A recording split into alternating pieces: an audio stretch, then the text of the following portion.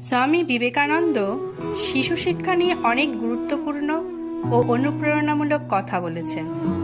তার দৃষ্টিতে শিশুদের শিক্ষাই ভবিষ্যৎ সমাজের ভিত্তি। স্বামী বিবেকানন্দ বলেছেন, প্রথমে মানুষ হও, তারপর শিক্ষা। অর্থাৎ শিশুকে শুধু বইয়ের জ্ঞান নয়, চরিত্রবান মানুষ হিসেবে গড়ে তোলার শিক্ষাই আসল। শিক্ষা এমন হওয়া উচিত যা মানুষের মধ্যে যা কিছু ভালো তা উদ্ঘাটন করে, শিশুর অন্তর্নিহিত শক্তি ও গুণাবলীকে জাগ্রত করাই শিক্ষার মূল লক্ষ্য হওয়া উচিত।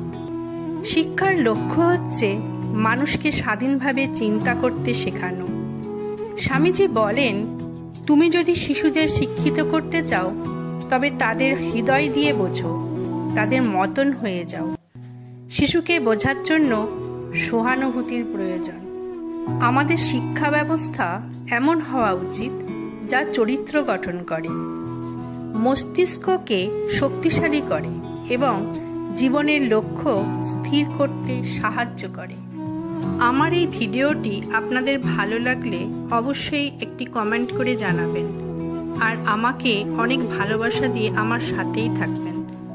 ভালো থাকবেন। ধন্যবাদ।